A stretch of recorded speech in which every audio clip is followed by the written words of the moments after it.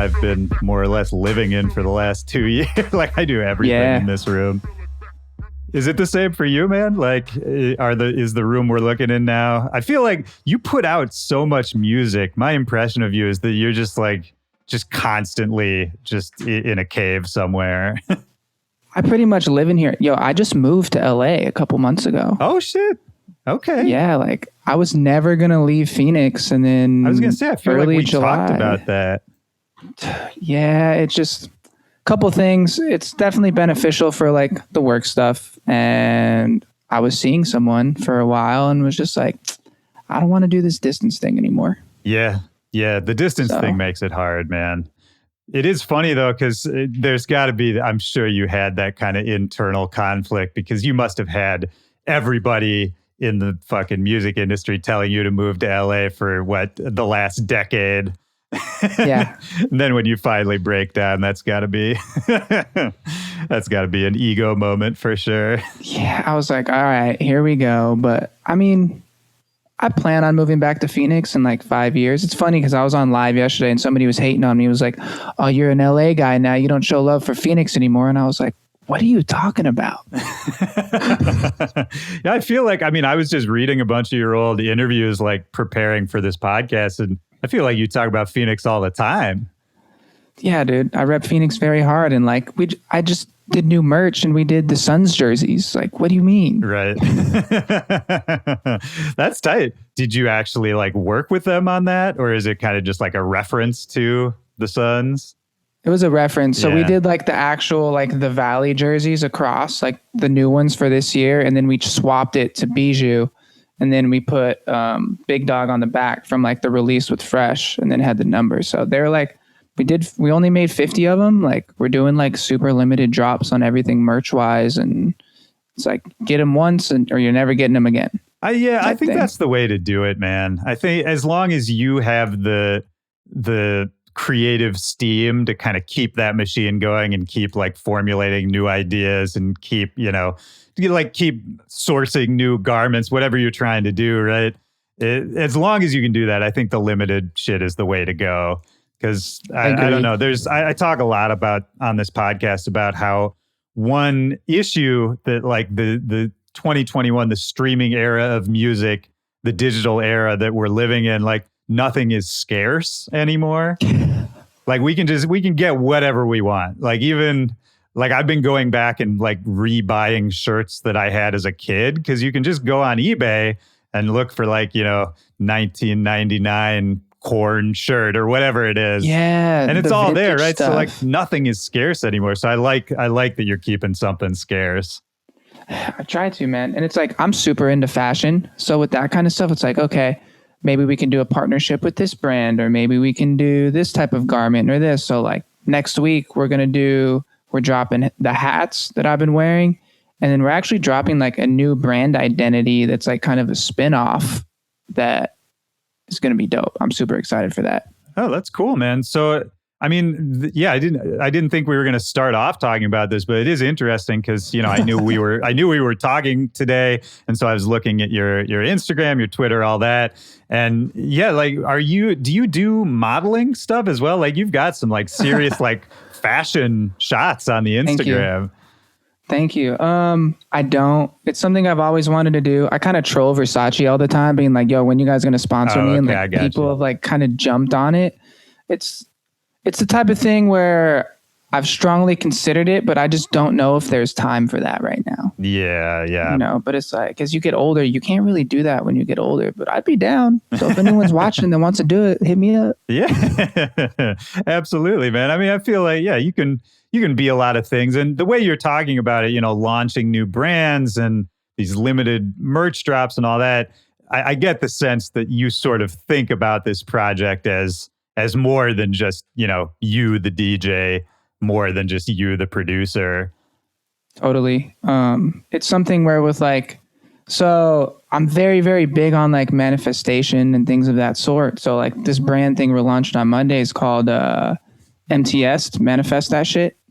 And nice. We're doing the first drop on Monday. So that's going to be the first one. And it's just like, I'm like, this is something that's kind of been part of my brand. We've done like Snake Charmer and Guru and all this kind of stuff. And I've always been into like Indian culture and like that type of thing. And it's like, I think I should include this in what I'm doing because it's something that is just kind of part of me as a person. And like, I've always wanted to have a clothing brand.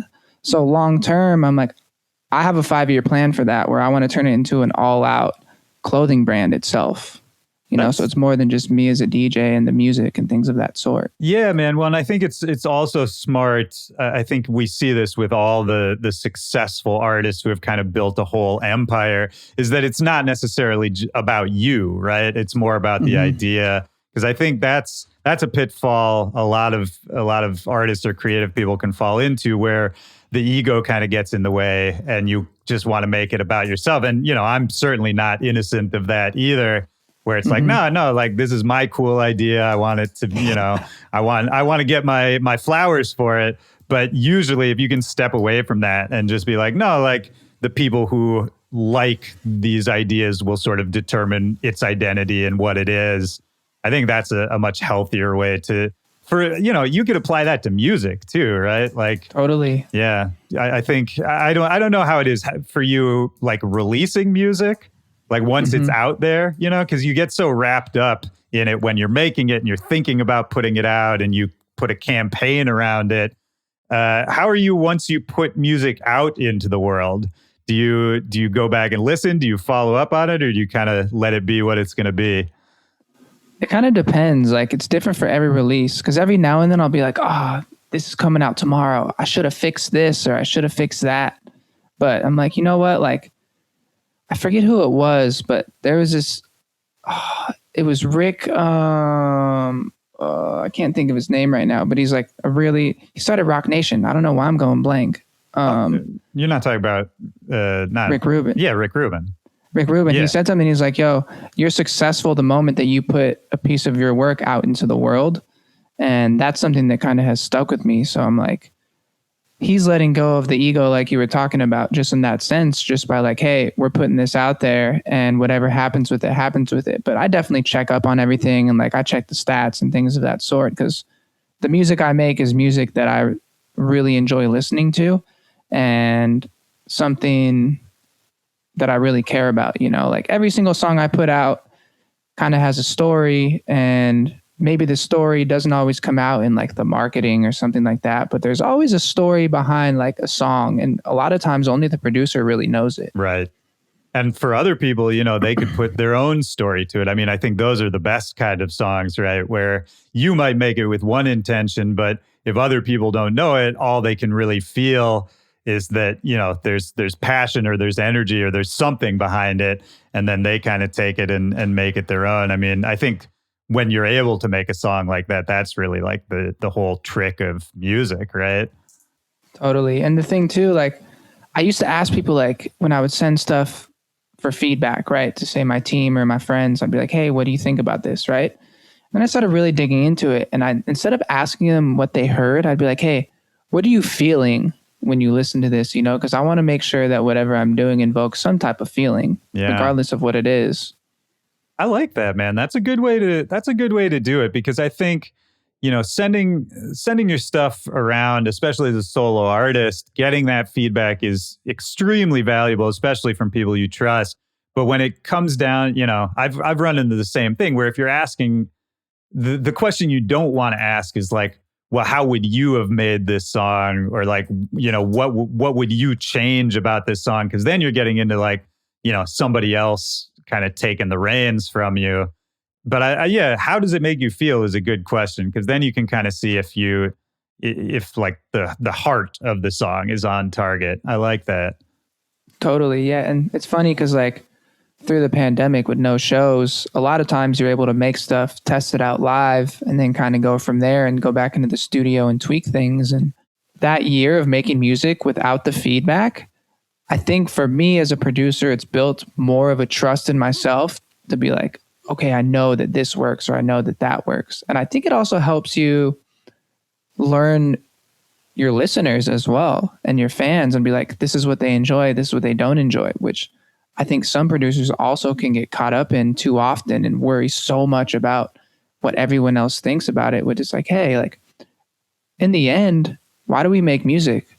I make it because I like it and it's fun and it makes other people happy. So I think sometimes we get lost in why we're actually doing it when things get to a certain point. Oh, absolutely, man. I think the longer you're in it, the harder it is to remember that, especially once you get a little success, and then the weight of what you've done in the past can kind of, at least for some people, I mean, you and I both know the people we're talking about, where it's, you talk to them, you can tell it's, they're sort of creatively restrained by what they've done in the past because they feel like they can't go too far one direction or another. Is that something you've dealt with? Because I mean, I feel it seems like you've been on a mission. It seems like you've had a vision for your sound for a while. But even that, I mean, so, that maybe we can talk about it from that angle. Like, I think you're one of the few people, I was just thinking about this. You're one of the few people who I think is really put, whatever you want to call it, like G house, or just this idea of really combining hip hop and house music. Like, you've put it on your back in a way that a lot of people haven't. There's a few others, but it's, I think, a small group. And, for you doing that, like, is there a thought that, like, that you're painting yourself into a corner? Do you still feel like you're able to do whatever you want? Do you have people telling you to change it up? Like, I like it when people make, strong decisions like that. I think it's a good look, but I think it's also could bring in some insecurities if it was me doing it. I'll put it that way. That's a great question. And it's funny because every now and then you'll get that little niche. You're like, oh man, like, okay, example. Tech house is big right now, right? I'm not going to say anyone's name because I'm not hating on anyone, like, at all, ever. Like, right. I show love to everybody, right? But a lot of people who are making G house just ran with the tech house wave. I'm cool with that. That's totally fine, because the way I look at it, I'm like, that's a positive, right? That just opens up the market. We're cool, Yep. And I've always kind of gone with, like, the journeyman's career, like some of the guys that I'm working with now, rapper wise, like Benny the Butcher is a great example. Okay. He has had the journeyman career. He's older, but he's always stuck to his sound. And he's like, this is what I love. It's going to pop off at some point, and that's what we're going to do, and that's what we grew up on. And that's kind of before I even met him and the crew and all that, like, that's always been my outlook on things. Like, hey, this is what I love. I'm just going to pound this, right? But when it goes into, like, making other music, I've made some poppier records because I like pop music, I'm not going to knock on that. Like, for the last 2 weeks, right? I was like, I'm making G-Funk. And I've just been producing G-Funk for the last 2 weeks. And I'm like, maybe I'm going to get some West Coast rappers on this, and I'm going to show you guys the true origin of where G House came from the 90s, because I think a lot of music right now is sounding the same. A lot of stuff is very similar in the house realm. Yeah. And I'm like, what if I came out of left field with this G-Funk shit and was just like, fuck it. Like, here's the origin, and I'm like, I'm using, like, rolling synths and things of that sort, and I'm just having fun with it. And I sent them to my team, and they're like, this is sick. Like, where did this come from? I was like, I don't know. I just been listening to a lot of London Drugs and Larry June and Jay Worthy, and it just came out, and in a lot of ways, I feel like it might be the evolution of my sound. I had this crazy idea the other day, which I don't know if this will happen. Like, what if I stuck with this? I'm playing keyboard and running Ableton Live, and I have a bass player over here and maybe a guitar player, and I bring out all these rappers, and now we're touring with a live band. That would be amazing, man. I think that's, because I think that kind of idea is how you sort of bridge the two worlds a little bit, right? Like, this is something I really wanted to ask you about, because I think when it's done right, combining hip hop and dance music is like, that can generate, like, the best, these classic, timeless kind of records. But it's so hard to do it right. And we both know so much. I would say like 90 to 95% of the time when people do it, it ends up just landing on too much on one side or the other, a corny record, just something where the energy doesn't match, something where, I don't know. For me, I have most of the time when I see that, somebody in the dance world has like a rapper featuring or whatever, I'm almost cringing before I turn the song on, right? Because it's just, at this point, it's been done badly so many times.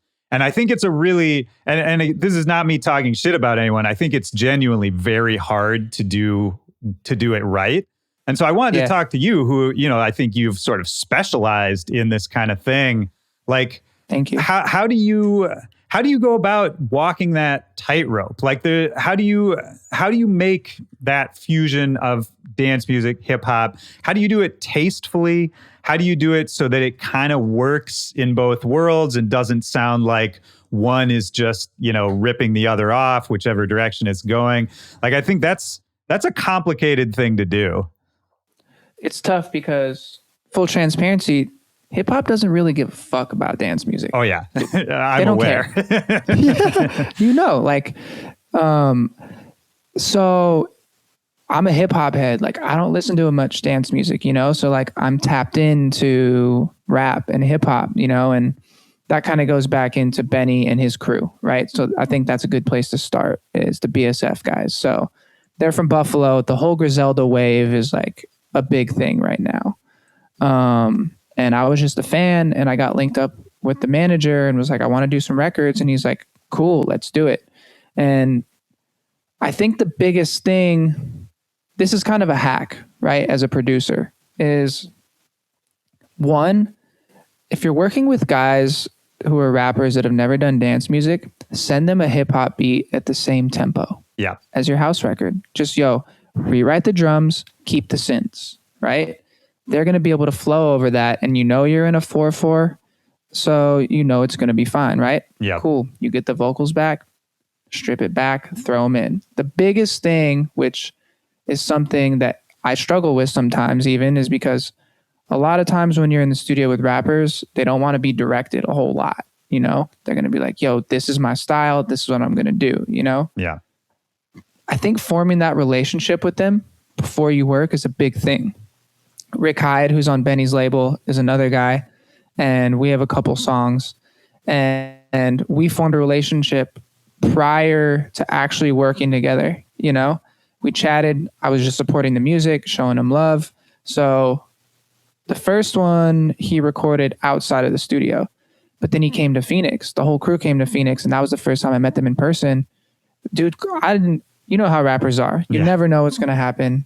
He's like, this is a funny story, actually. I was on my way to the airport to go visit my girlfriend, and I get a call from Rick Hyde. He goes, yo, we're going to be in Phoenix tomorrow. You there? And I was like, shit. I was like, yeah, I'm here. I call my girlfriend. I'm like, I got to handle this. Luckily, she's super cool. And she's like, you're good. Handle it. Yo, the next morning he landed, he called me. He's like, pick me up. Let's go to the studio.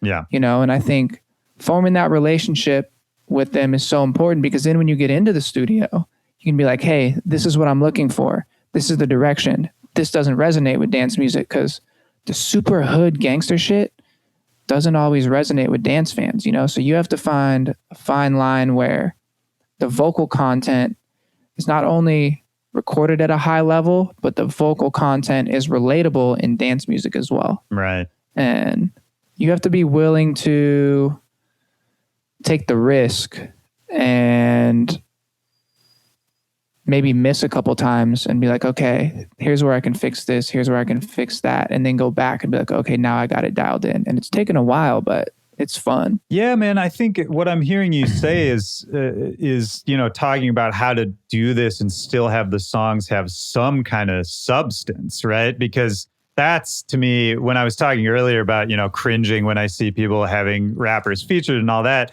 a lot of that is because you already know, 99% of those songs are just going to be about like partying or, being in the club and just this, sort of generic, boring kind of vocal stuff that we've heard so many times that for me, it's just not interesting anymore. So what I like what you're talking about, where it's actually trying to communicate that like, no, we can still say something, but we kind of have to respect both cultures that we're working in, right? Totally. And I think that's what makes it fun, because as a producer, when I go into the studio with a rapper, I feel like my job as the producer is to take them out of their comfort zone, because I think that's when something special happens. So that's why I think it's so important to have that relationship beforehand. Because if you get in there that first session, you might not vibe. You might not even get the feature you've been waiting 6 months for, and that's frustrating. Oh yeah, absolutely, man. Well, let's take it back a little bit, because, you mentioned that, you kind of came into music from the hip hop side originally. Like that's what first got you just into music at all. What kind of music were you hearing when you were younger? Like, do you remember the first couple songs you heard that really meant more to you than, just kind of the background stuff we all grow up with? Yeah. So my cousins were all older than me. I come from like a big, crazy Mexican family. My mom has like 4 sisters and a brother. I have like 30 cousins. Oh, nice. And they're all older. Did you grow up in Arizona too? I did, yeah, in Tempe. Okay. And my mom's whole side of the family's from Arizona, like a small town called Miami, Arizona. So I remember exactly where I was. I was at my aunt's house, and my cousin walks up to me and she's like, "Hey, come inside. You got to check this out." And she shows me some Tupac records. I'm 5 years old. Right? And I'm like, might be a little early for Tupac, but all right. Yeah. She's like, "Yo, don't tell your mom about this." And my mom never found out until like I started saying that like in public.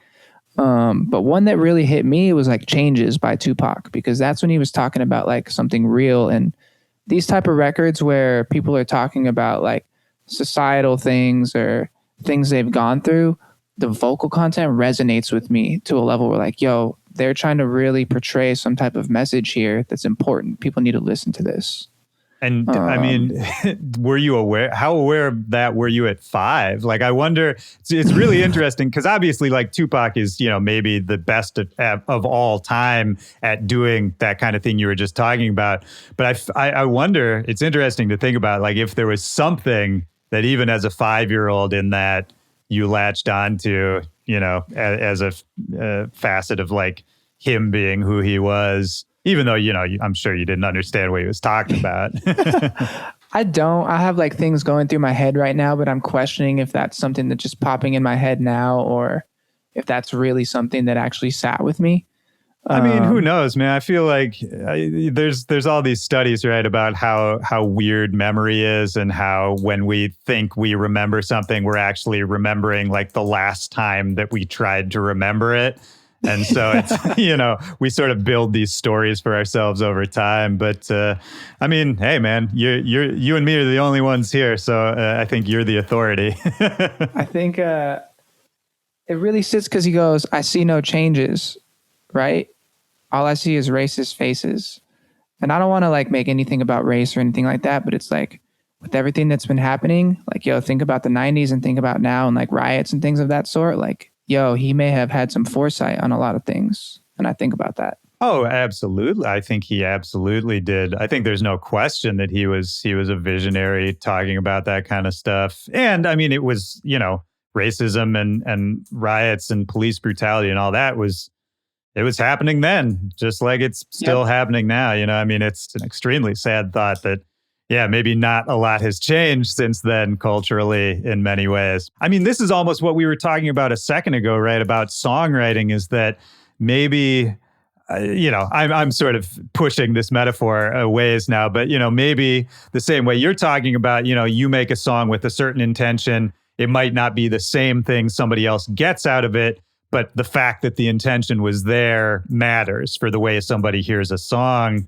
I mean, that could be true for a 5-year-old listening to Tupac, like certainly he made his music with intention and passion, and maybe that connects in like a deeper human way, even with a little kid, than somebody who's just kind of making cookie cutter music for whatever reason, And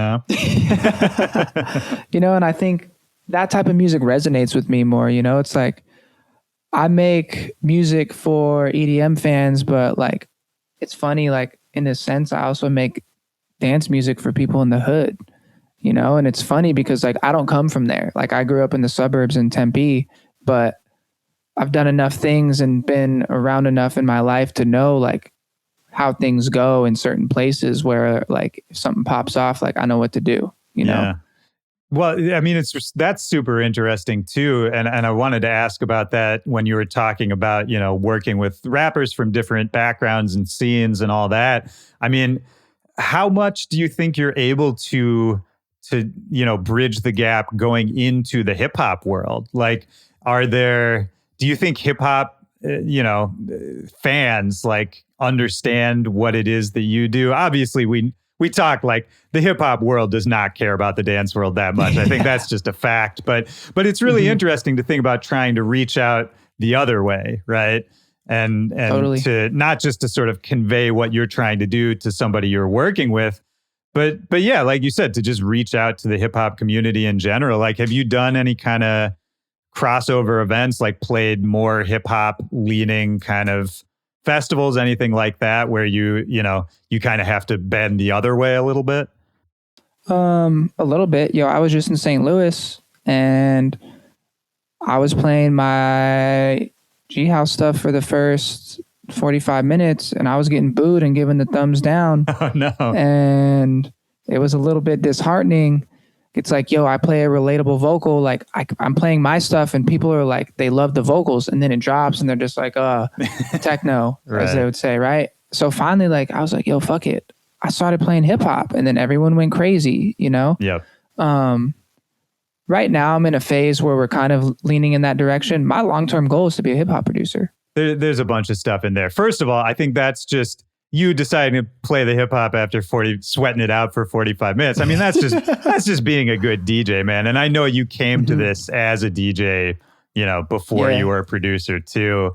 And it's those kind of chops that I think can save you in those kind of situations, because that's also another like take your ego out of it kind of moment where it's just like, we've all had those kind of gigs where it's like, all right, this isn't my night. Like maybe if these people didn't come to see me, there's nothing I can do in this moment to change that, right? Or if they thought they were coming to see something else. So like, let's at least make this fun for everybody. Like, Yeah, totally. And it's funny because the security was right there the whole time. I was like, man, it's a tough crowd tonight. He's like, yo, man, I'm having a good time. And I was like, damn, the security's having a good time. But like, there's 400 people out there that are, people were like flipping me off. Like, damn.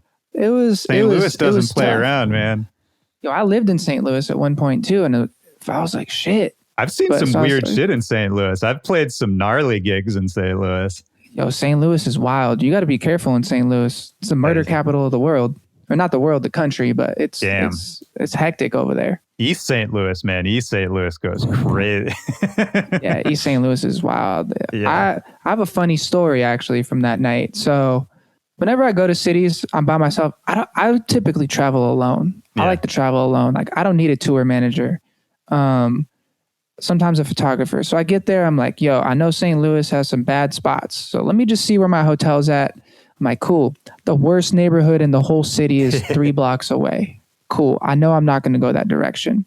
So after the show, the artist liaison hits me up and is like, random question. I'm like, what's up? They're like, do you like graffiti? I was like, I actually love graffiti. They're like, Paint Louis is this weekend. Do you want to go and check it out? And I was like, I have a flight in 3 hours. I'm not sleeping anyways. Yeah. So I'm like, all right, cool. Yeah, come pick me up, right? They go, all right, I'll be there in 20. I go downstairs and I'm on my way. They're like, we're here. I'm like, cool. What kind of car are you in? They're like, we walked. I'm like, I see where this is going. Right? So I'm like, all right, like it's chill. I've been in some weird scenarios, but all right. So we start walking and I noticed that we're walking in the direction of that neighborhood. And I'm like, this is not good. Like I was reading articles on the neighborhood. Like the violent crime rate was 1,186% higher than the rest of the city. Man, that's a lot of percent. Telling. Yeah. And I was like, all right. I was like, where are we going? They're like, we're going this way. I'm like, all right, cool. Like, we're going to turn left. And we look and there's like a dark alley. They're like, nah, we're not going that way. I was like, all right, cool. So we go like another block and they're like, we got to go this way. We turn. You know how in the movies you'll see like red brick buildings that are abandoned and 2 streetlights? Oh, yeah. I was looking at the movies. So good, man. So and funny. we're walking through there, and there's like cars creeping by, like looking at us, and I was just like, yo, like this is not chill, but I'm just gonna keep my composure. And this is what, like 2 a.m. or something? It's 3:30 in the morning. 3:30 in the morning. Yeah. I'm like, all right, we made it, right? I'm like, all right, cool. Like I'm out of this scenario, but like you never really know where you might end up. Oh yeah, man. It's you definitely don't.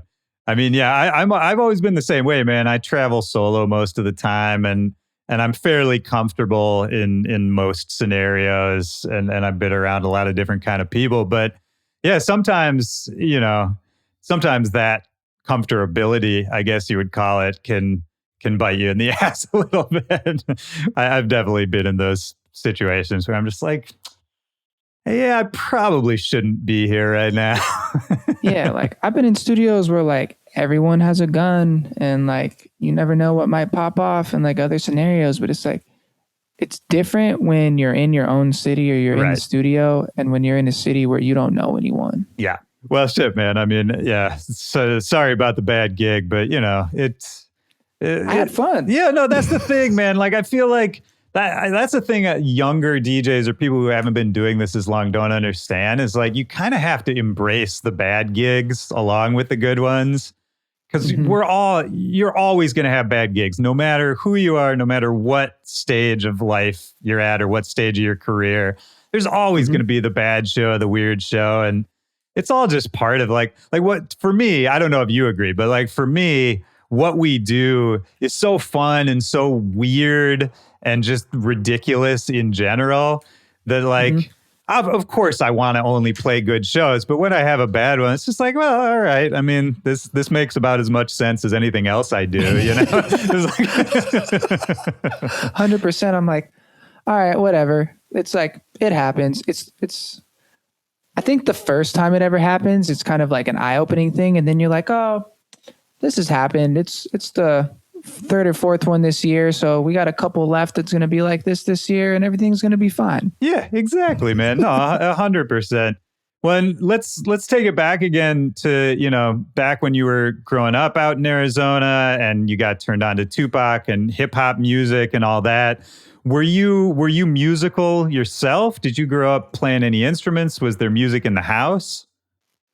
100% music in the house. Credit to my dad for that one. My dad plays the bass, the guitar. He's a manager.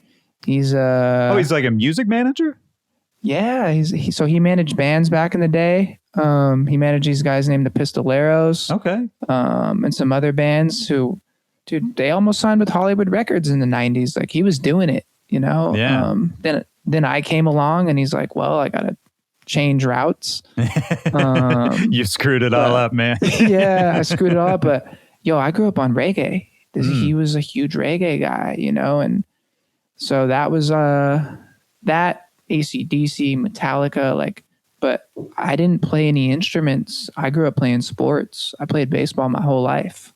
Yeah, I saw that. I wanted to talk about that a little later too, because I mean, you took that further than I think a lot of people who play baseball throughout their childhood, right? Like was it semi-pro? Like what level did you get to?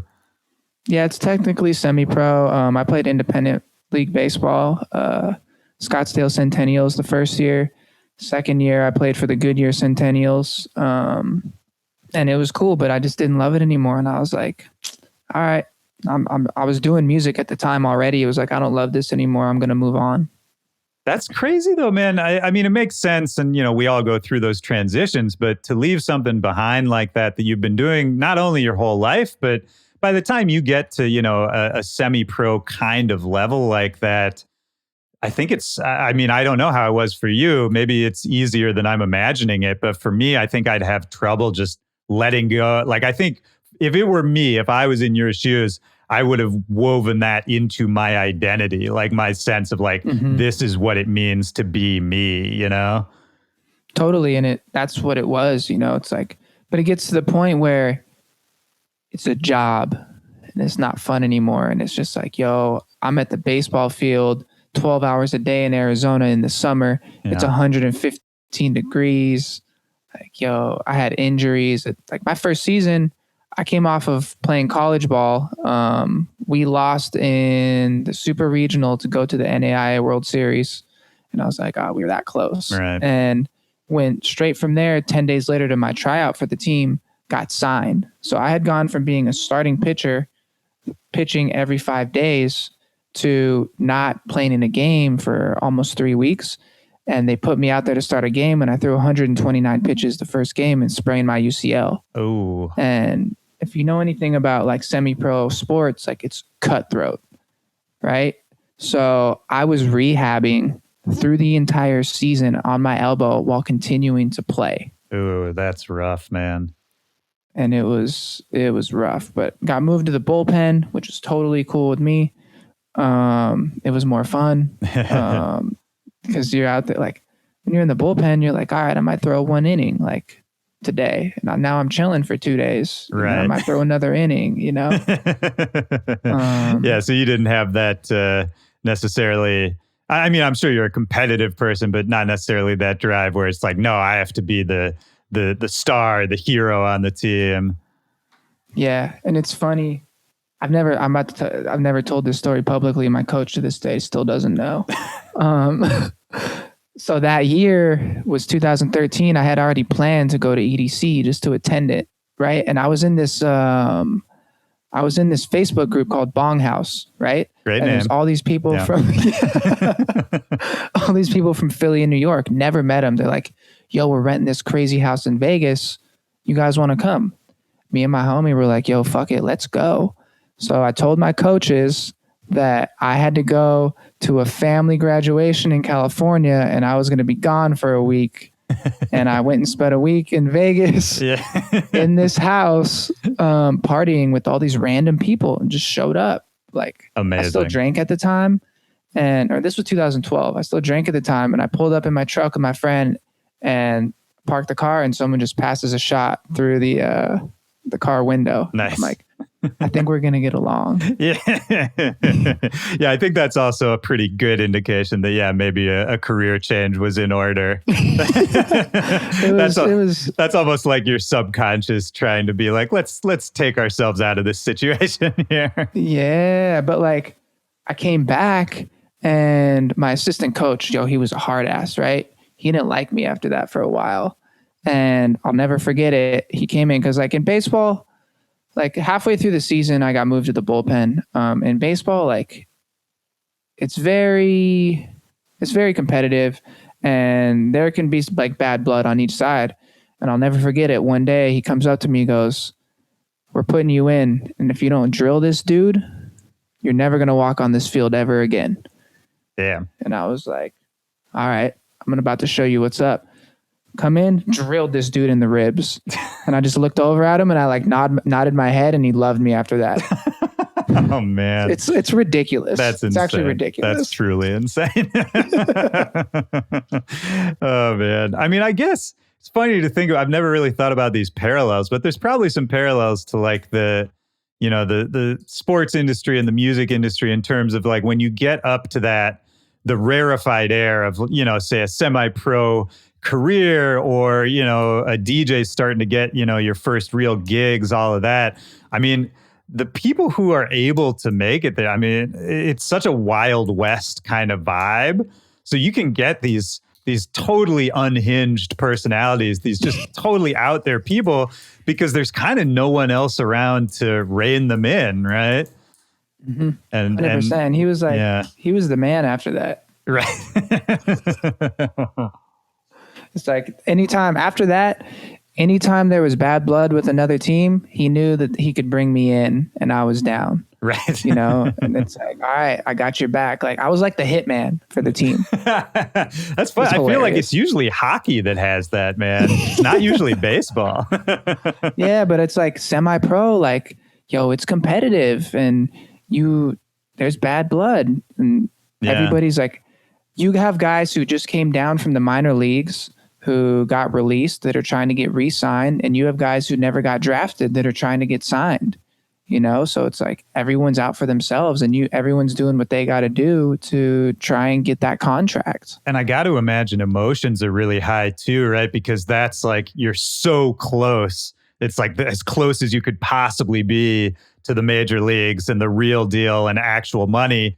But tell me if I'm right, but my guess would be that like kind of there's no money at the level you were at. Yo, it's like, if you do the math, it's funny because there was a lot of studies of this like years later. If you do the math, the years spent on the field and the amount you got paid, like we were getting paid like half of what minimum wage was. Yeah.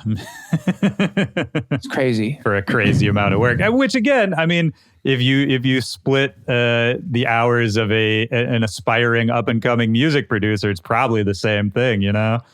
Yeah, very similar. But it's like you were talking about parallels. Like when I was transitioning out of that, I was like, all right, I understand the grind of baseball and when you're so close and what you have to do and you're not making any money. I was like, okay, I understand that I need to have the discipline and the drive to do the same thing with music. Otherwise, I'm not going to get where I want to be.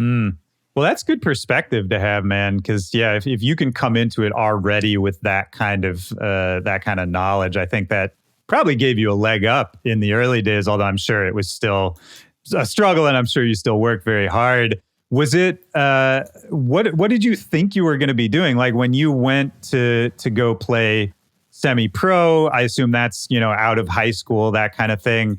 Is that what you thought you were going to be doing with your life?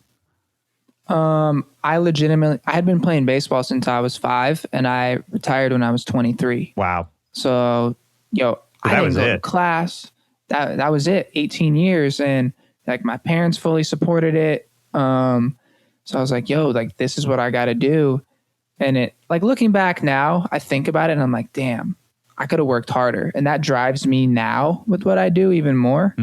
But I think I was a young kid too. Like, dude, I was 23 when I retired and I was just trying to figure my life out. Like a bunch of crazy shit happened. And I was just like, I remember we don't have to talk about specifics, but before we started recording, we were talking about when you and I saw each other in a club many, many years ago. And I truly remember the conversation we had because we were backstage somewhere and I think we talked for a fairly long time. And it got a little deep and you were telling me, I was trying to remember, I actually don't remember specific stories, but you were telling me like something about just, some troubled stuff in the past that maybe taught you some lessons about the way you were taking care of yourself now. And you don't, as specific or not as you want to be, but was there kind of a period of some time where you were a little just lost in the sauce, whatever you want to call it? Yeah, totally. And it's like, I'm not going to say exactly what happened to me, but like, we'll put it this way, okay? I mentioned minimum wage and baseball. You find other ways to make money. Yeah, of course. And some shit went down, something happened, and you kind of just got to restructure your life and figure out like, what am I going to do, And, I went and got a job at Jersey Mike's. Oh, there you go. And was like, living in my parents' house, I'm going to save up as much money as I possibly can. I'm going to be on the straight and narrow and I'm just going to see what I can do, And what I did was I took all my money I had and I just traveled around the country going to as many shows as I could. Like that night I saw you, right? I was like, I'm just here. Actually, what happened? Dylan was in Phoenix the night before. He's right. like, I'm in San Diego tomorrow. You want to come? And I have an extra room. And I was like, all right, and like me living at my parents, not having to pay rent and having a job where I was an assistant manager finally and being like, I'm not coming to work tomorrow and I could get away with it. It kind of worked out, Yeah, absolutely. I forgot that. That's right. Party Favor was playing and you were living in a different city. I kind of forgot that part of it. You just showed up. It's funny because like to this day, like he's one of my best friends, and he's been like a huge supporter of me just from the beginning. Like, I don't know if I've told you this, but I met him in 2013 when I was still a promoter in Phoenix. Okay. And we booked him for the show and I was his driver, Nice. And I'll never forget it. He's like, as you know, he's a very sarcastic guy. He's pretty funny.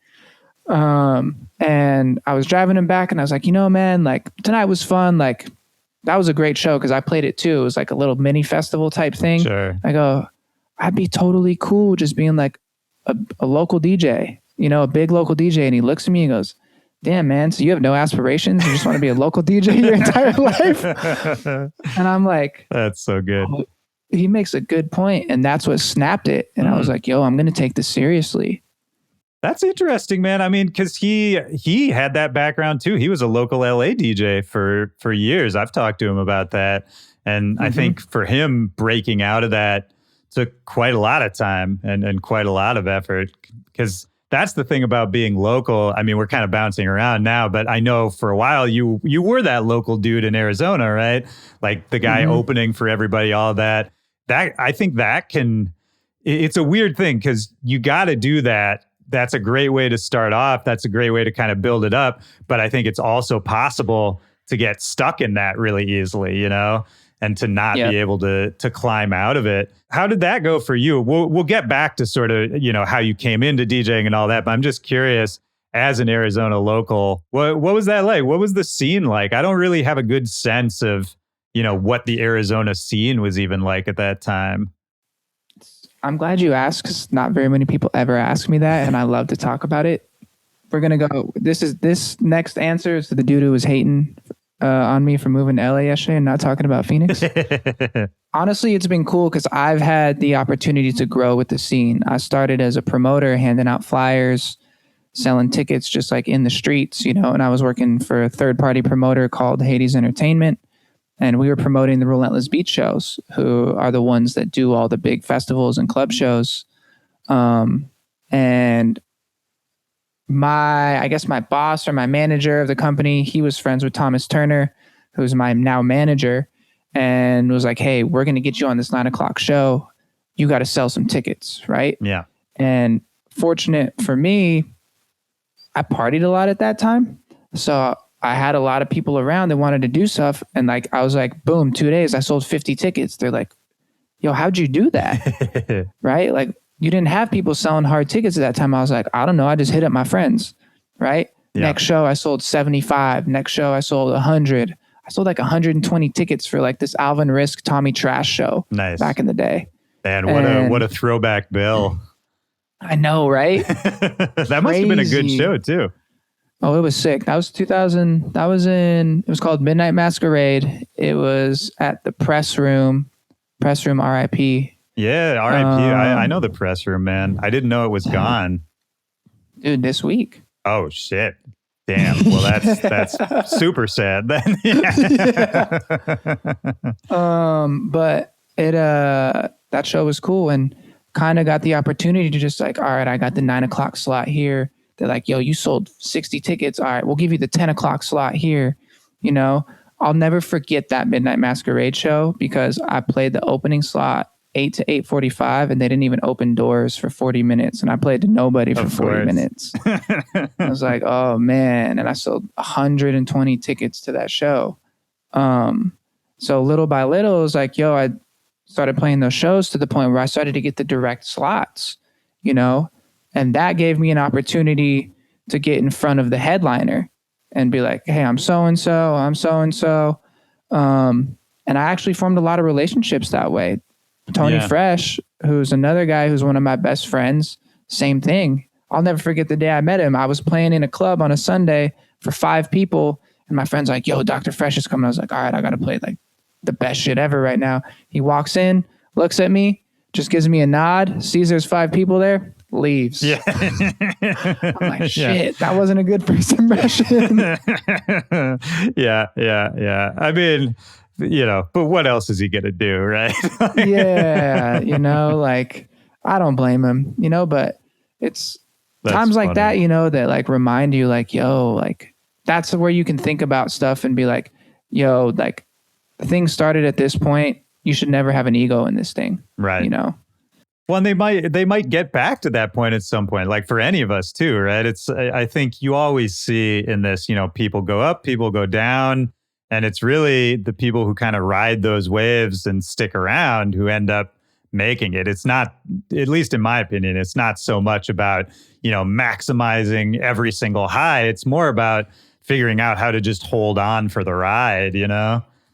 Totally. 100%. Going back again, what was it about dance music? Because we've talked a lot about hip hop and how you got into hip hop and why you were attracted to that. What was it with dance music? How did you get introduced to it? What about it spoke to you? What was the whole deal there? It's funny. I was playing baseball in the West Coast League in Washington. I was in Kelowna, Canada, and I met this girl out at this bar called Cheetahs in Kelowna, Canada. And she's like, yo, I'm going to take you to this techno bar. And I was like, all right, cool. Like, I don't care. I'm just trying to have fun. And we go, and I was like, yo, this is dope. And she starts telling me about deadmau5 and Tiesto. And I'm like, all right. I go back to my hotel room and I look up this Tiesto guy and I'm like, who is this? Right. Yeah. And I pull up the live version of him playing Adagio for strings. Oh, yeah. For like 20,000 people. And I was like, yo, this is insane. And then I looked up deadmau5, saw that he was playing on the beach the next day in Kelowna. Oh, wow.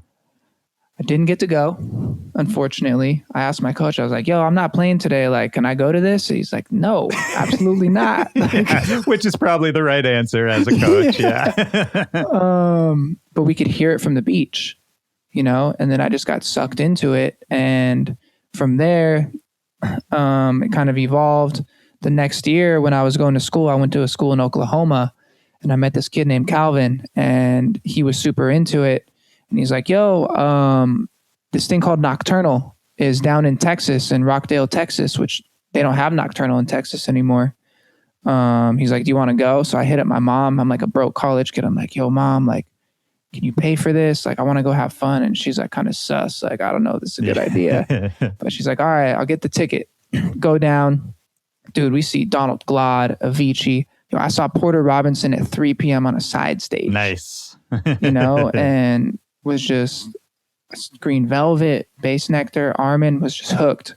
I only went the first day. I went back, drove back to Oklahoma from Rockdale, and immediately downloaded Virtual DJ and was like, I'm going to do this. Interesting, man. So that's super interesting because that's an immediate connection, right? And if you've been into hip hop the whole time, and you were saying even that, were you trying to do hip hop, like to produce hip hop at all, or to do anything with hip hop before you got into dance music? Nah, when I got into dance music, I was a trance DJ. Okay, nice. Complete polar opposite. I mean, that's interesting too. When does the idea to combine the two come into play? 2012 is when it kind of happened. I started playing. Remember, like that was when like Gesaffelstein, Brodinski were hot. Oh yeah. You know, like Control Movement had just come out. And I was like, damn, like this is dope. I love playing this more underground shit, but like, yo, how can I combine hip hop and house music? And that same guy, his name's Themio, he was like, yo, check this out. He was like obsessed with Destructo. He's like, yo, check this record out. And the vocal goes, I ball out like Ray Jean Rondo, right? And it was Rondo by Torn Foot. And I was like, yo, these dudes use like West Coast G-Funk basses and a house beat and put hip hop vocals on it. This is the shit right here, you know? And then I heard like Sharam J, Crap Rappers, and was like, yo, like, all right, boom. And then I dug into the whole cuff movement with like Amin Edge and Dance at the time. Oh, yeah. I discovered these, dude, they were like the ones back then. Yeah. And they're still doing it too, man. Like I still get records from them from time to time. Yeah, they're more on the underground tip, but it's like, yo, like then I discovered these. This is where it really took the turn. Was I discovered these guys called the Cool Cats, and the reason I found it is because I found, dude, this when Facebook was big. I found one of the guys, and it said he was from Yuma, Arizona, and I'm like, yeah, there's a G House dude in Yuma. Like, there's nothing in Yuma but the border. Like, you got Western Arizona College, the border, and a prison. Like, there's nothing else in Yuma. So I was like, I found them, the Cool Cats, looked these dudes up, and I told my manager, I was like, yo, we got to book these guys, you know, because we were doing Wednesday nights at this club called the Roxy in Phoenix or in Scottsdale. You're promoting them? Booked them. Yeah, I was a big promoter. And he's like, I don't know, man, like, we're not going to sell any tickets. Like, nobody knows them. I was like, don't worry. I'm going to sell all the tickets. So, dude, it ended up, there were only like 100, 150 people came, but I met Jerry, who was half of the Cool Cats, and him and I just bonded, right? And dude, he eventually ended up moving to Phoenix, like, and it, from there, just kind of evolved, and like that's how, like, a record I did with them was how I got the attention of like Destructo. And so, had you already been producing for a bit at that point? Yeah, I'd been like producing for about 2 years. Okay. So it was still early, but I had a grasp enough where I'm like, all right, I can put records out where people can play them and they're not total shit. Yeah. What did you start off? If you started off with virtual DJ and all that when you were just trying to get into DJing, how did you start off production? What did working on a song look like when you were just starting off? Dude, it was terrible. Like, I didn't even know you had to, I was on Logic because I had a Mac. I was like, all right, I didn't even know you had to put like mashups into key. Right. The songs had to be in the same key. And I'm like, yo, why does this Calvin Harris Awuga song sound terrible with this? But they're both so tight. And like, I didn't get it. And then I hated Logic. And a friend of mine, Evan, introduced me to Ableton, and I actually sat with him for about a little over a year, just observing before I really dug into it. Right. And honestly learned the ins and outs of it just sitting there, and then kind of went from there. That's good, man. Yeah. I mean, Logic is its own beast. You know who I always think about with Logic in the early days? The first person I saw who was just like an evangelist for it was Aaron, AC Slater. Like, I remember back in the day, we were in his studio together trying to work on something. And I was not a good enough producer yet at that point to really know how to like bridge working in different software and all that. And I hit a frustration point. I remember very clearly with him trying to be like, no, just like put it here, do this. And I was like, dude, I hate this. Like, him and I went through that same thing. Our first collab, like I went to his house and he's on Ableton now, just so you know. Oh, okay. Good, man. I gotta hit him up about that. I'd be like, yo, Aaron, I heard you're on Ableton. But we went through that where he was on Logic and I was on Ableton. We're working through ideas. And finally it's just like, he was like, yo, do you just want me to send you this, like the stems, and you can work on it? And I was like, absolutely. Yeah, please. Yeah. I love him, man. He's another one that you've kind of, crossed paths with a lot over your career, right? Totally. He's shown me a lot of love and been kind of like, I don't want to say a mentor, but he's really, really guided me in the right direction with a lot of things. Like, I know if I'm ever in need of advice, I can call him and be like, yo, like, what's going on? What do you think about this? I need some help. And he's always shown me a lot of love. And like my kind of big break kind of had to do with him. It's like when Tony and I put out Hello, I had my first night bass release the same week. Okay. Which I was so concerned. I was like, oh no, 2 songs the same week. That's not a good idea. Right. But that was when the SoundCloud era was still going on. So he's been that dude has a big heart, and he's shown me a lot of love, and that makes me just want to give him a hug. Yeah, man. I mean, the thing he built with Night Bass is so inspirational to me. Not only because, it's become a waypoint and a home for a ton of awesome artists and has definitely, helped out a bunch of people and spotlighted a bunch of people over the years. But, even that, like we were talking about, riding the waves and hanging on, like he had a whole career as a DJ before that, doing totally different music. It petered out, he had to find his way again. And then to see him come back, like it makes me think about almost what you were saying about how the baseball career kind of gave you the right mindset to go into music, knowing how hard it was going to be and how hard you'd have to work. I think that's something Aaron kind of figured out super early too, because it was similar experiences, man. Like I think for anything like this, it has to fall apart a little bit for you to understand like what it takes to keep it together, Exactly. And I think a lot of that is like perspective and learning, I think him going into Night Bass, he's built such a community, not only of like fans, but like, yo, the artists are like family, like I can call up Wax or hit up Lorenzo if I'm in the same city. Like, and it's cool how, because the biggest thing for me is like, I think it's cool how he's brought a lot of people together who maybe hadn't met before or maybe would have never met and become friends. And he's built a bond between people that's really special. Absolutely, man. Do you take any inspiration from him or from Nightbase when you're thinking about your own label?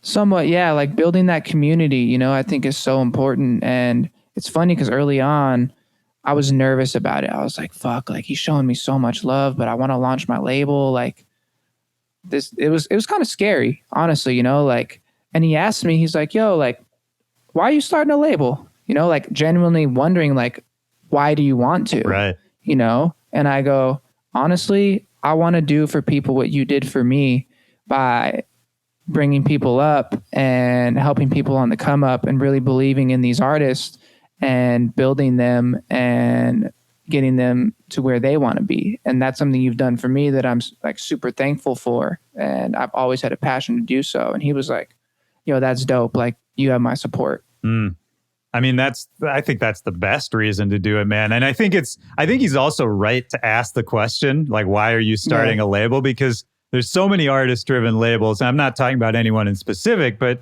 there's so many where it's like, why are you doing that? Like, you don't need to do this. And it maybe is, you know, just like a marketing move or something to kind of like set yourself up for, you know, for the future or something.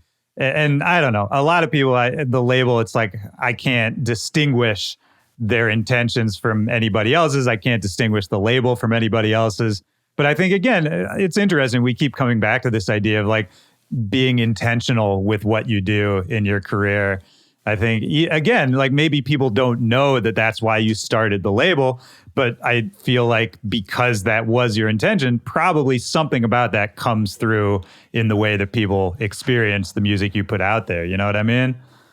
Totally. And it's funny because that's the first time I've ever said that out loud. You know, like I've told him that before, but I don't think that's something that people ask very often. And I think he was also asking me because he's like, yo, he didn't say it, but he's like, why are you doing this? And in the back of his head, he's like, I don't think you know how much work it is or how difficult it's going to be, but all right, here you go.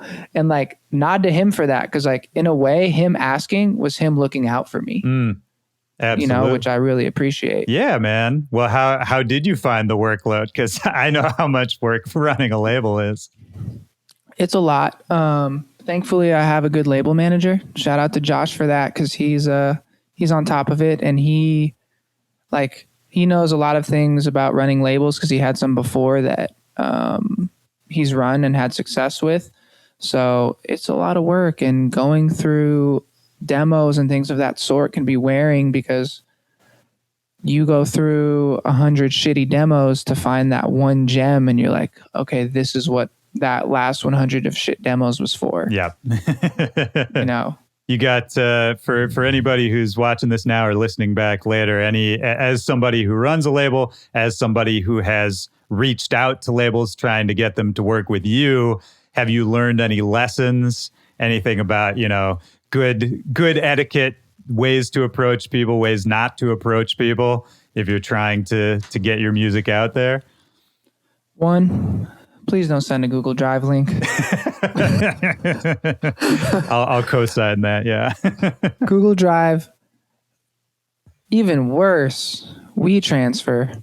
I don't. Then I got to. Yeah, that's true. You got to download it.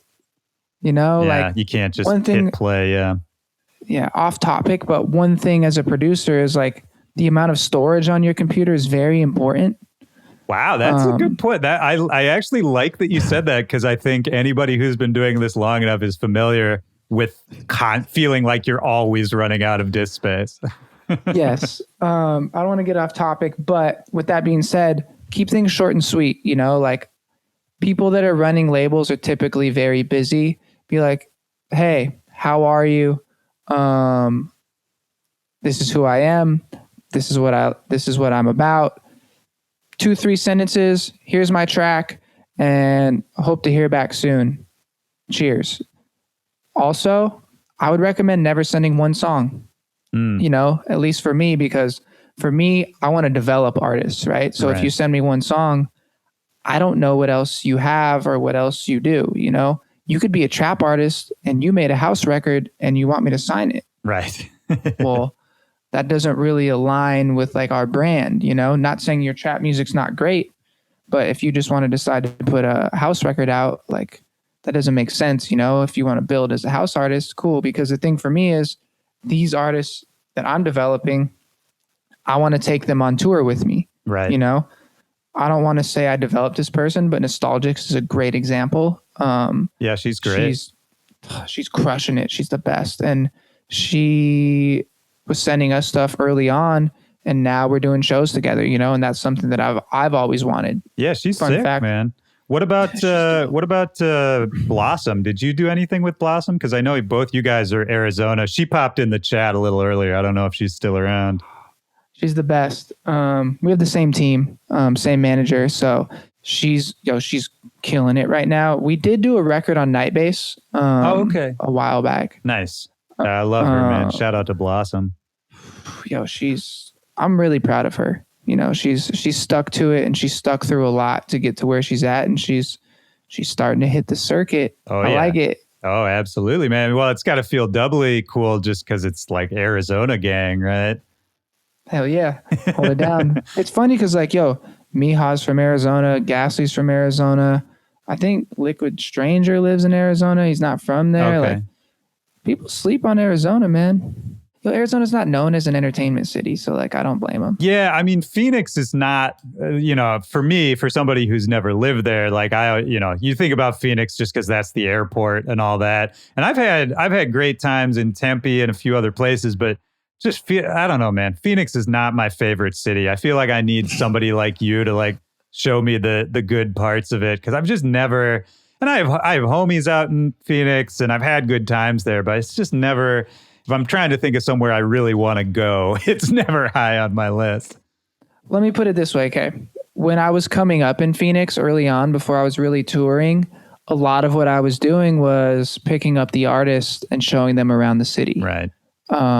So if you're ever in Phoenix or you're planning to go there, let me know. I'll fly to Phoenix so we can hang out. That would be great. And show you the city. Yeah, man. Well, what was it like, man, for you? You know, we've talked about all this work to get to where you're at now and all the struggle that went into it. What was it like? Like, let's talk about, you did this collaboration with Dr. Fresh, Hello, that was kind of the first like big song for you, right? The first one that like really started to get your name out there in a different way. What is that time in your life like when you're finally maybe reaping a little bit of the success? Life is maybe changing a little bit to the point where you're traveling a little, you're working with people you looked up to, that kind of thing. What do you remember about that period of your life? That was hectic. Trying to juggle, that was 2016. I had actually quit at Jersey Mike's by then. Okay. Now that I think about it. Fun fact, 6 months prior to that, I started working with Kevin Federline. Oh, wait. Doing what? As his producer. He wanted to make a comeback, and great guy. At first I said no because of the tabloids, as you can. Yeah. They didn't talk so highly about him. And then finally he came to town in Phoenix. Thomas was like, dude, Kevin wants to meet you. He really wants to do this. I was like, all right, we're going to the best steakhouse. He's buying. Right. I was like, I'm at least going to get a good meal out of this, Yeah. And he was the nicest dude ever. And I was like, all right. And he was trying to make a comeback, and I worked with him for like 8 months, and that allowed me to quit my job. Oh, that's amazing. How did he know about you? Do you know? So one of Thomas's best friends was a very good friend of him. And I guess Kevin had mentioned it. And that guy was like, hey, my buddy Thomas manages this artist who's a producer. Check him out. And I guess he was into the idea. Yeah. I don't know why my music I thought sucked at the time. Who knows, man? I mean, it's an interesting. I wonder what kind of stuff did it ever come out? The stuff you worked on him with? One song came out. I was making trap music for him. I was a house producer making trap music. I was not good at it. A house producer making trap music for Kevin Federline is that's a lot. But I mean, Kevin Federline, it's like that guy, man. It's an easy punchline just because he's like in all the tabloids, and him and Britney Spears, and he put out the Popo Zao song, which was like an interesting choice, but then I think he got, sort of rightly dragged a little bit of just being like, well, you're not Brazilian. Like, what are you doing? But exactly. But all of that aside, I mean, if you take out the tabloid stuff and all that, it's like, seems like an interesting person at the very least. Totally. I never had a bad time with him. I never was upset with him. He was like, yo, that dude would give you his shirt off of his back if you needed it. He's that type of person. And that taught me to never believe the tabloids. Yeah, that's a good lesson too, man. Again, these are all the kind of life lessons you only learn by firsthand experience, right? Totally. But back to what you were asking was during that time, it was crazy because Hello came out. Like, dude, Dylan Francis was playing it. I thought the guy was like untouchable at the time. Don Diablo played at Main Stage EDC, and boom, the next week we started getting offers. And I was like, wait, what? Like, what's going on? And got some show offers over, like, I think it was like 5 or 6 in the same week. And I'm like, yo, I've never got an out of state show offer in my life. Like, what's happening? And it was like exciting, but also like a little nerve wracking. Like, what? Like, because the offers aren't high. Right. You're like, yo, like, I got to pay for a flight. Like, I'm not even going to make any money on this. And that's when you realize, like, yo, like, you're not going to make money on this for like the first year and a half that you're touring. You're just trying to break even. Yeah, at best, man. It can be. That's something I try to talk a lot on this show about that, because that's the part I think people don't see, the unromantic part of that, those first tastes of success and all that is like, yeah, you get to be on a stage and you get to play some cool shows, but like, you're not going to be comfortable. It's not going to, it's not necessarily going to feel fun. It's not necessarily going to feel great. Yeah. And like, you're flying on like whatever airline you can. And I'm a tall dude. I'm 6'3". So I'm like, oh man, I'm uncomfortable in these seats. Like, you don't have any status on an airline yet. Right. So you can't get exit row or a free upgrade. You're like, oh man, like, but at the same time, it's like, I have to say this though. At that time, I wasn't traveling by myself. I have a good friend who goes by the name of Justin Berman. And fortunately, he was in a financial position where he's like, hey, I really care about you. And I don't want you to end up like these other DJs that are on the road, depressed, doing drugs, drinking. And yo, he literally tour managed me for like 2 years on his own dime. Oh, that's incredible. Yeah. And like, no, this is also the first time I've ever said this like out loud. What a gift, man. That's huge. I was very fortunate to have that. And he, it's funny because like he tour manages for Tony and stuff now. Like, dude, he's not a tour manager, but he can do it, right? He has his own business at home, but like, dude, he's done stuff with like Jax Jones, Tony, like he gets tour offers and he's like, nah, I don't care. And I'm like, man, people would be jumping for that opportunity. Right. I mean, I kind of like it though, because it's, I don't know, tour managing as a hobby, as like your just side project, it's kind of cool. It's like, that's kind of cooler than some people's hobbies, you know? Totally. Like he's just like, all right, so what festivals are on your schedule this year? And he's like, all right, I've been to that one. Been to that one 3 times. We're not going there. He's like, oh, I haven't been to that one. All right, I'm going. Yeah. So I think he's coming to Lost Lands. Oh. Not this weekend, but next weekend. Nice, man. Yeah, you're playing out there? Yeah, it will be cool. First time they're doing a house stage at Lost Lands. I was going to say, yeah, you at Lost Lands. I want to see what that's going to be like. It's going to be interesting. I think we're probably going to have to play a little bit heavier sets. The DJ side of things is definitely going to come in handy there. But it's like myself, Fresh, Dusty Cloud, Mysteria, a couple other people are on it. It's going to be dope. I'm excited because that festival looks really fun. Oh, they go crazy, man. Yeah. No, and I think it's actually smart of them to start opening it up style-wise a little bit too. And also, to be fair to the crowd that they draw, like of course they're going to be at your stage too. It's not like these are like closed-minded people necessarily, Totally. Plus, like, I have a lot of new music right now, so very excited to test that at like a festival level. I feel like you always got a lot of new music, man. I mean, that's like, I was just going through your Spotify and you can just scroll and scroll and scroll. It's like song after song after song. It's crazy. And it seems like it's been, I mean, even before 2016, even before you really like hit in the public sphere, it's very consistent, which I wanted to ask you about whether that, how intentional that was, whether that's just a factor of, you make a lot of songs, so you just want to put them out. Like, what's the thought behind that? Because doing so many songs, but consistently for so many years, that's a lot of work, man. That's got to get tiring. Totally. And it's like also being innovative with stuff with all that is really tough. But it honestly just kind of started as like, like my output as a producer was just kind of like that. And I was like, all right, I'm just going to flood the market and just crank shit out, right? Crank shit out. And then as the years go by, we'll kind of reel it back. I think in 2016, I put out like 22 songs. It's crazy. Half of them like aren't even, you can only find them on YouTube now because they got taken off of SoundCloud because like accounts got deleted and stuff like that. But now I think still like, I think I'm going to end up putting out like 18 songs this year because the EP comes out this week and that has 6 songs. And it's funny because I sent my team the playlist and it was like 15 tracks. I was like, why don't we just say fuck it and put out another album? And they're like, no. Well, yeah, because you did the Diamond City album last year, right?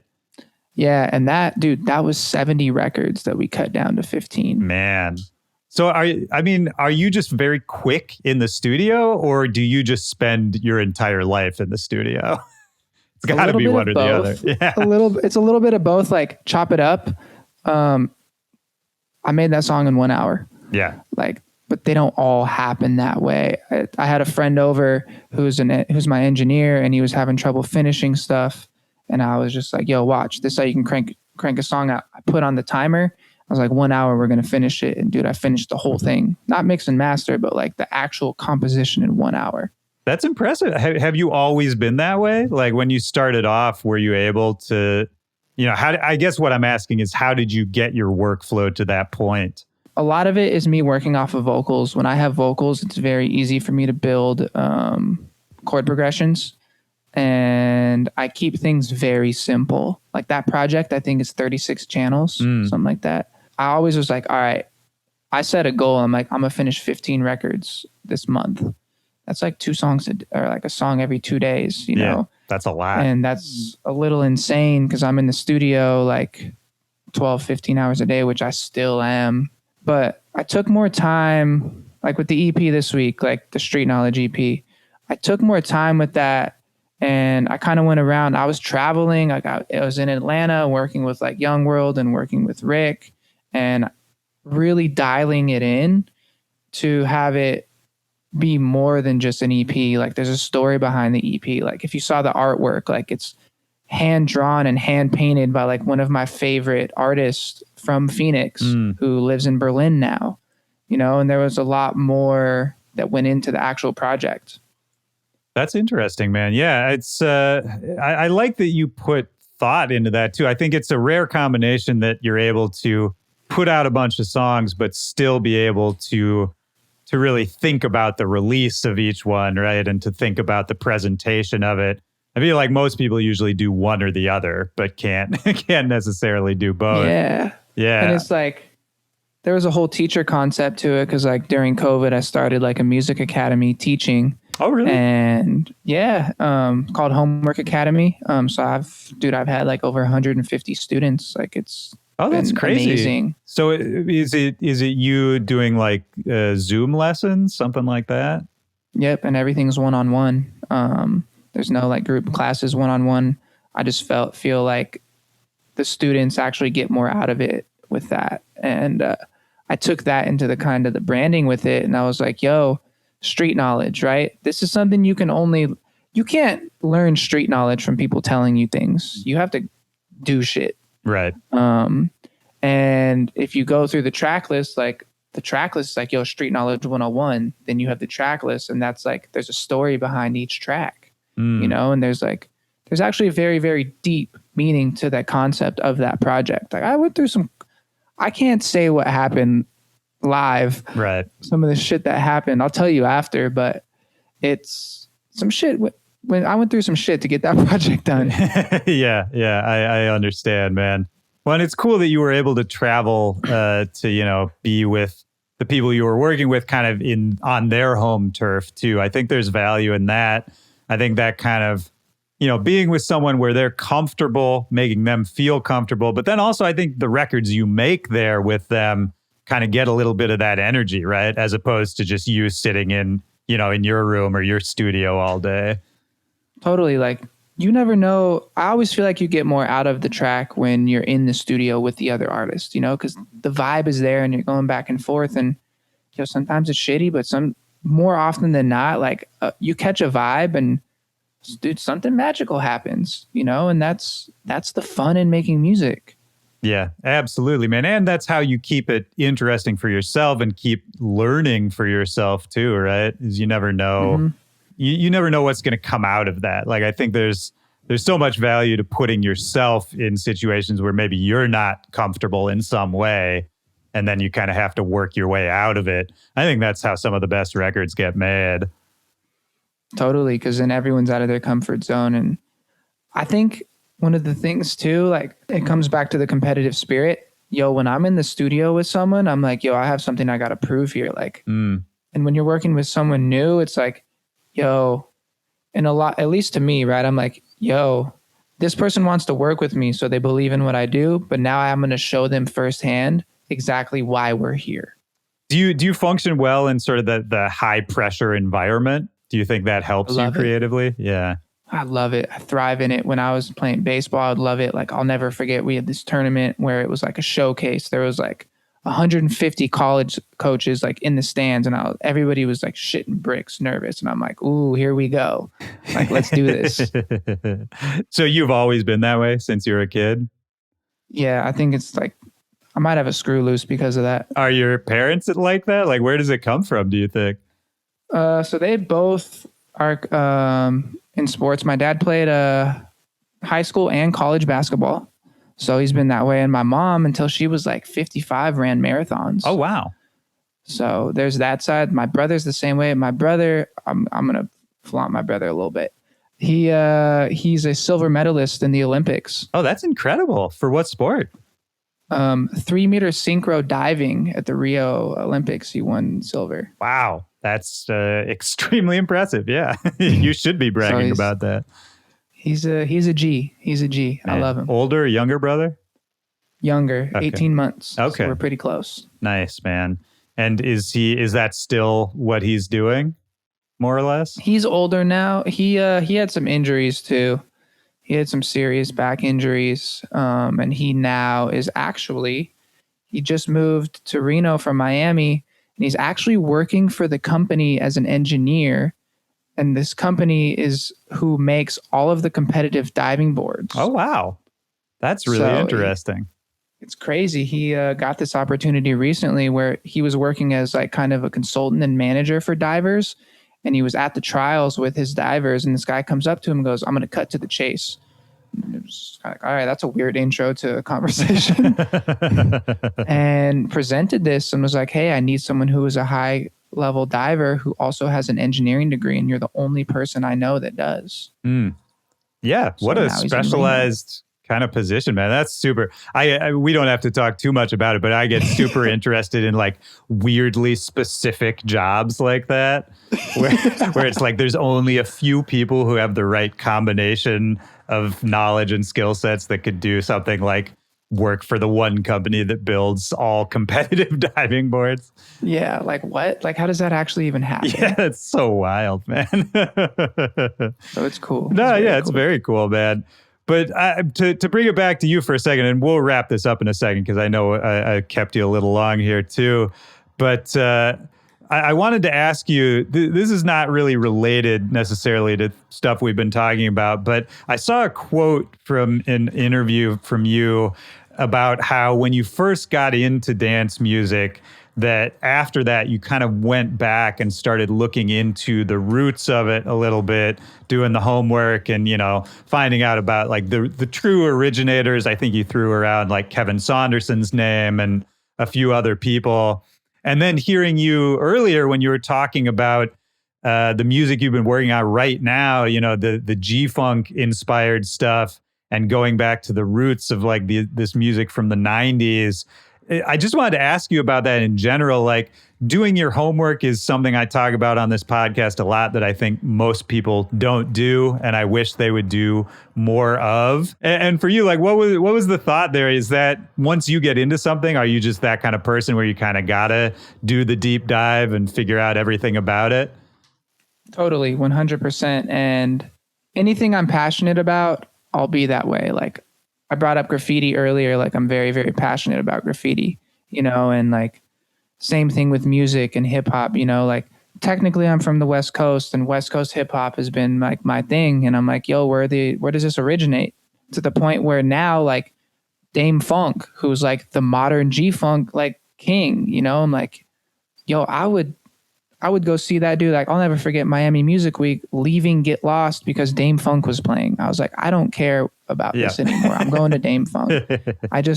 I think it's more so I like to show respect of where things came from, to be like, hey, these were the originators. These were the first ones. Let's show them love and make sure that even if they're not here anymore, like, we keep that era alive because it's so important, like, yo, dude, the 90s are back. Like, perfect. It's funny. Like, Dylan and I, his wife and my girlfriend have become great friends. And we went to like the Malibu fair last weekend. Okay.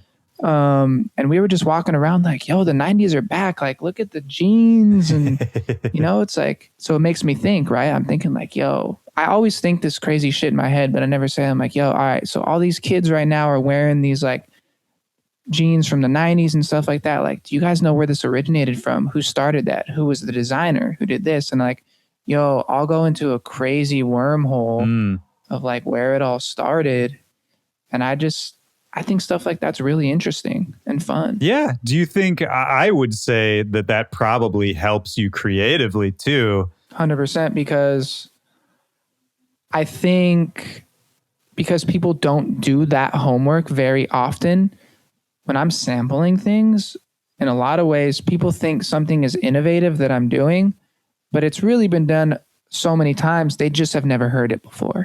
So I think it gives me an advantage in some ways. That's such a great point. Yeah, because you can go back and it's almost like, sampling history. It's like sampling an idea more than sampling a sound or an actual recording, right? Because if you go back and you sample those ideas of stuff that we already know people like it's proven ideas, right? Of like, oh, this person made an amazing song 30 years ago. What was cool about it?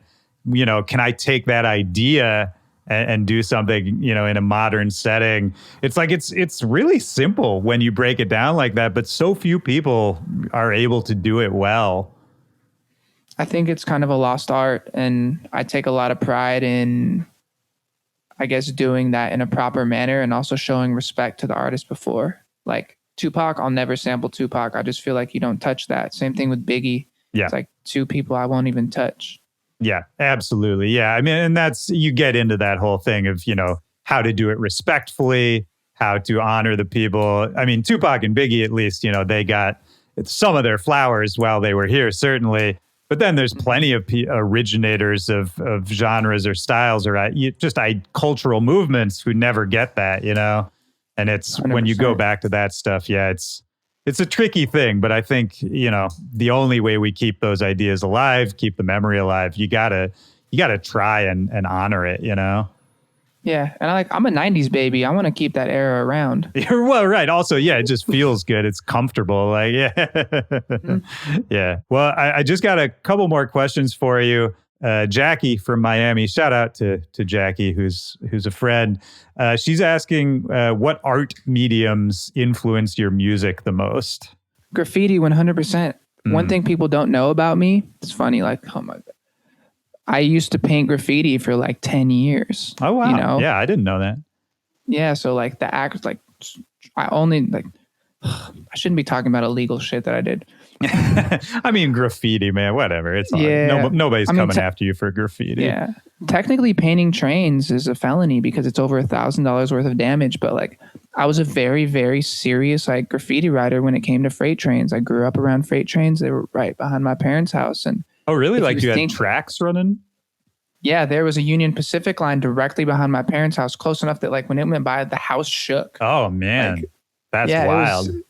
It was serious. So I was always around trains. Like I have baby pictures on trains. And if you think about graffiti and that culture, you think about like Style Wars and Wild Style, and you think about like New York hip hop and like where that came from. And there's so much about hip hop culture that involves graffiti as well. So that's 100% like the biggest influence for me from like an art medium besides music. Do you still do any graffiti or any other kind of like visual art just on the side? I don't do anything illegal anymore. No. Yeah, I'm not asking about that. But just in general, like I always wonder about people who have a passion for a certain art form and then move on to a different one. Like, what is it like to revisit the old stuff, you know, that used to be your main thing? Totally. So like, it's funny because just this week, like I just drew the first like t-shirt idea for like the Manifest That Shit t-shirt we're going to drop next week, and like found the font and redrew it and made it like my own like innovation of that actual font. So I'm still drawing and doing things of that sort. That's great, man. And I mean, I guess that's a good way to ask you, you know, not only sort of what is coming up, what should people be looking out for? Obviously, the new EP is dropping this week, and I'm sure, like we said, you've got a shitload more songs that you'll be dropping out. But more so in like a life sense, like what's the future? What's the final form of this project that you're envisioning? What are some goals that you think about that you haven't gotten to do yet? Like, where do you want to take this? What's exciting to you about what you're doing right now? I want to really bring together dance music and hip hop and have that crossover. Like, I want to bring together like a Rolling Loud and a Lollapalooza, like all in one, you know, like, or an EDC and a Rolling Loud, you know, and crisscross those fan bases and really bring it together. 'Cause like, then you can really see both sides of things, you know, and you get both. 'Cause like, let's be real here. Hip hop is bigger than dance music worldwide, you know? I've also wanted to throw my own festival. Like we were working on Diamond City Fest for the album in Arizona, and we were going to do like a block party, but we didn't get to do it. You know, that's something I really want to do. And I really want to do a hip hop album. Honestly, that's something for me. Like, even if I don't release it under my name or my moniker, I want to do more of that. And that's really exciting me right now, you know, and then the brand concepts with like the clothing, like I have so many ideas for that right now that I would get yelled at if I talk about them, but there's a lot coming. That's great. We got a Nostalgics collab too in October. Talk about that. Oh wait, what collab? Nostalgics. Oh, shout out to Nostalgics. Yeah, that's awesome. Yeah, she was on this podcast a few months ago, man. I love her. And man, it's exciting to hear you talk about all these big ideas. And, you know, you said earlier that you wanted to go into hip hop production more seriously as well. Why it makes me wonder, like, why didn't you start off with that? Was it just that, you know, by the time you started thinking about music production, you had kind of fully gone to the dance music side of things? I still ask myself that every day. But like, I'm still making like a beat a day, you know, just kind of building up kind of a collection of stuff, you know, and I've sent stuff out. I've sent beat packs out to people, things of that sort. And I don't know, man, I think I just got so tied into dance music that I just was like, oh shit, I'm so far along. Like I forgot about this, right? You know? It's tough because once you have kind of a brand identity, a lot of times you get so sucked into it, you'll forget like what else you really love. True. I mean, that's absolutely right. I think we touched on that a little bit earlier too. And it's also like when what you're doing for fun and for passion becomes your job and you're suddenly relying on it for money and paying rent and all of that. I talk about that constantly on the show because you got to figure out how to fall back in love with it. You got to figure out why you're doing it. It's sort of a constant thing. I feel like we kind of always have to check in with ourselves every once in a while to refigure that out.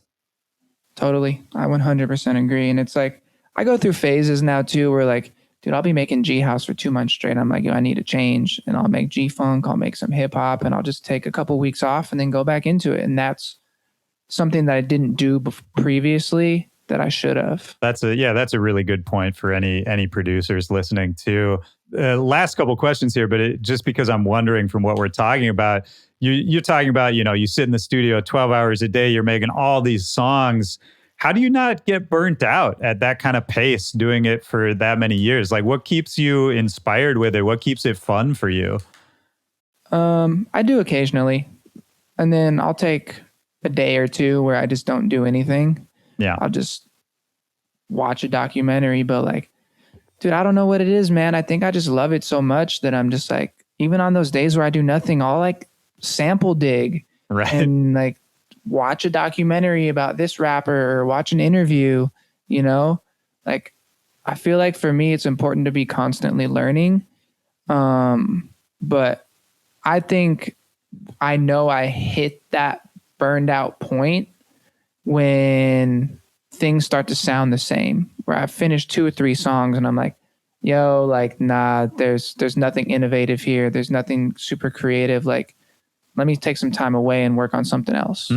It's interesting that the music is what tells you you're burnt out. It's not like you realizing it, but it's you listening back to what you made. Like from a mental and like body standpoint, I can go and go and go. Like I'm notorious for taking the 6 a.m. flight home on a Sunday after a Thursday, Friday, Saturday I love show. the 6 a.m. flight personally. I mean, I don't love it when I'm doing it, but I still, I think that's the way to go. Yeah. Like, last weekend, example, flying home from St. Louis, I ended up being away for 36 hours, didn't sleep, came back, was like, oh, I'm so tired, but I'm inspired. And I got in the studio and was in the studio for another 8 hours and ended up being awake till 1 a.m. It was just like, how am I even alive right now? You're a machine, man. I mean, I don't know. You're a healthy dude. I feel like you take care of yourself physically too a little bit. I'm extreme about health. We didn't really get to touch on that, but like I'm fully vegan. I haven't drank in almost 10 years. I'm now at the point where I'm on like a 75% alkaline diet. Like I don't even know what that means. Yeah, it's called the alkaline diet. Yeah, I'll look it up, man. Dr. Sebi food list. Yeah, it's cool. Absolutely. I like it. Yeah, I mean, just clean eating in general, I think is absolutely the way to go. I'm vegetarian. I'm not full vegan, but in an ideal world, I'll get there eventually.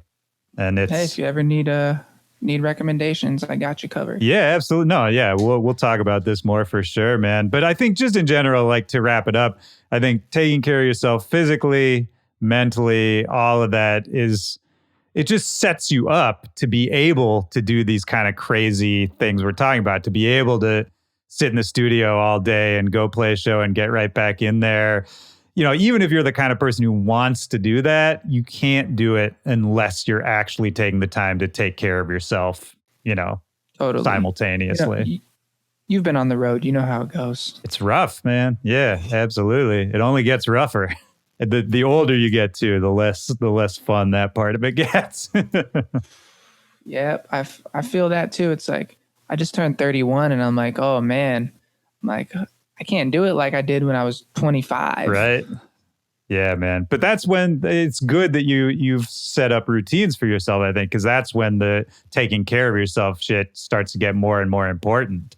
Because when you're 21 or whatever, you can kind of treat your body like shit and it'll probably be fine for a while, But yeah, 100%. Not always like that. You can say that again. Man. Well, this has been great, man. I really appreciate you taking the time. I'm glad we finally linked up to do it. Yes, sir. Thanks for having me. I appreciate it. Yeah, man. Let me ask you. I just asked the same question at the end of each one of these interviews. Super quick thing, kind of first thing that pops into your head kind of question. What's a time in your life, a memory, a moment? It could be from any time when you're now, when you're a kid, anytime, when just in a single moment, music really deeply affected you, really had like a deep impact on you in that moment? And it's meant to be super broad question. There's kind of no wrong answer. It actually was a couple weeks ago. It wasn't the first time that it happened, but this is the first thing that popped in my head. My mom and my little brother came to Beyond in San Bernardino a couple weeks ago, and they were on stage, like jumping up and down in the booth, and my mom was having the greatest time of her life. And like after the set, she walks up to me, and it was two things. She walks up to me and she goes, "This is the greatest night of my entire life." Wow. You know, and like for my mom to say that, she's not old, but she's older, so she's been through a lot. And then that night, like, we got to meet Shaq, and nice. Dude, she walks up to Shaq and just taps him. She's short. She's like 5'4", 5'5". Right. And she just taps him and she's smiling all big. And she's like, "Can I take a picture with you?" And I was like, just kind of looking and was like, damn, music brought us to this point where like my mom's having like the greatest time ever. And that's really special. That's beautiful. Yeah, that's such a beautiful idea, man. I mean, it makes me think about what you were talking about as far as the motivation for starting your record label. It makes me think about, you know, the idea of community and like, and we were talking earlier about like, well, why do we really do this? Why am I in this? What do I like about this? And at the end of the day, you know, it does go beyond music, right? It's like music is the spark, music's the passion, but what the real benefit to us is being able to, you know, to make people's lives better, to make people around us happy, to make ourselves happy through doing that. I love that, man. I think that's kind of the best reason anybody could have. That's amazing. Yeah, and my brother too, because it's like him and I have never been like super close, and he was there and he's like, "Man, this is amazing." He's like, "I'm having so much fun and I'm so proud of you." And I was like, "Oh man, this couldn't get any better." Wow. You know? Yeah. Well, because what cosign could possibly feel better than that, right? Yeah, the family, like, you could get the dopest rapper, the dopest artist to co-sign you, but like when your family goes like, "Hey, like, we love this," that's just a different feeling. Yeah, man. It's on another level. It's untouchable. Well, I think that's a great note to leave it off, man. I really enjoyed talking to you, man. I appreciate your time. Same. Yeah, today was fun. We got to talk about a lot of stuff that never get to talk about. Well, I appreciate you, dude. Hopefully I can see you soon somewhere out there. Yes, sir. Looking forward to it. Hell yeah. Well, thank you, man. Take care. Peace. Peace, buddy.